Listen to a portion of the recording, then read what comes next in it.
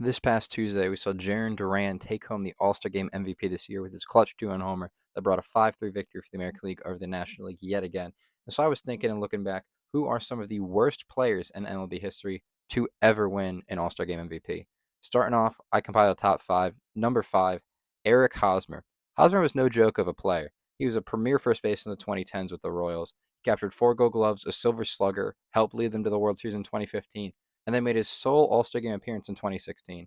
That season, he hit a clutch solo home run off Johnny Cueto and then delivered an RBI the next inning in what was another American League rout over the National League. And Hosmer by no means is a bad major leaguer. Just shows how good the MVPs of these All-Star games have been. He had a very strong career and a very good glove. He had 198 career homers. He had a career 762 OPS, not numbers to laugh at, but a poor ending to his career in San Diego hurt what could have been a lot stronger of a resume. Number four is Sandy Alomar. Now, this is going to blow your mind when I say this. Sandy Alomar has 6 All-Stars and a Rookie of the Year, but he won his MVP in 1997 after hitting a 2-run home run in his one at-bat of that game off of Sean Estes. Alomar, though, despite being in the league from 1988 to 2007, was a very mediocre catcher. In 4 of his 6 All-Star seasons during his career, he had an OPS below 700. In 4 of those seasons, he also had an OPS plus that was below 75. The league average for a batter is 100. Despite finishing his career with a solid 273 career average, he had a 716 career OPS and was a very mediocre hitter and a very mediocre fielder for the Cleveland Indians. Moving on to number 3, we have Melky Cabrera. Cabrera definitely put together the best season of his career of any player on this list.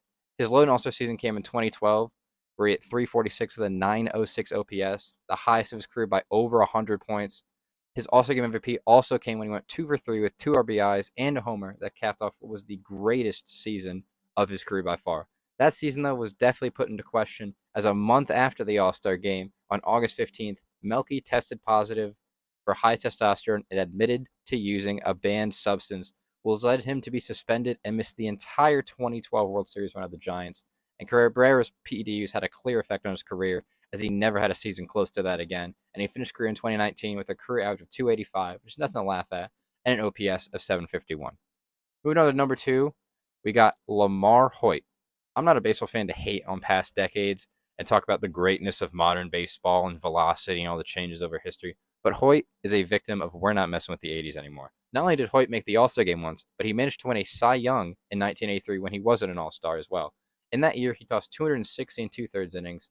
He had 36 starts, a 3.66 ERA, but he couldn't strike out Helen Keller if he tried. He had a 5.1 strikeouts per 9 innings. To put that into perspective, the Colorado Rockies, who are 30 games below 500 currently, are last in the major leagues in strikeouts per 9 innings at 6.84. They're still better than him. His All-Star season, though, was in 1985 when he posted a better 3.47 ERA and an abysmal, even worse, 3.6 strikeouts per 9 innings. He started 31 games that year and already has less Ks than 67 different pitchers in the MLB this season alone, and there's still 70-plus games to play. This guy couldn't strike out anyone. In his All-Star game, though, Hoyt did pitch 3 innings, he gave up an unearned run, and he somehow managed to scrape by and get the NL a win in the 1985 or 83 season. Moving on to lastly, we have last year's All-Star Game MVP, Elias Diaz. It's not Diaz's fault. Every team gets an All-Star, and he happened to be the All-Star on a team that finished with the 3rd worst record in baseball last year.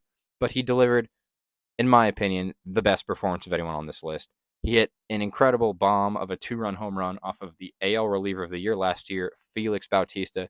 But beside that, he's had a very forgettable career. He's a fairly average career catcher with a 83 OPS plus. Again, the league average is 100.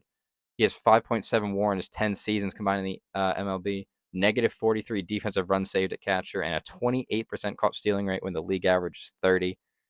He's rather below average in just about everything he does, but he's been hitting pretty well this year. He's got a 285 average. He's been having a pretty decent resurgence for the Rockies the last 2 years. It might be some of the Coors Field effect, but regardless, though, hopefully he has a nice solid end to his career as a 33-year-old, and he arguably put together the best performance of anybody on this list. So let me know down below, who do you think are the worst players to ever make the All-Star game or be an All-Star game MVP? And I'll respond. Catch you guys in the next one. Peace.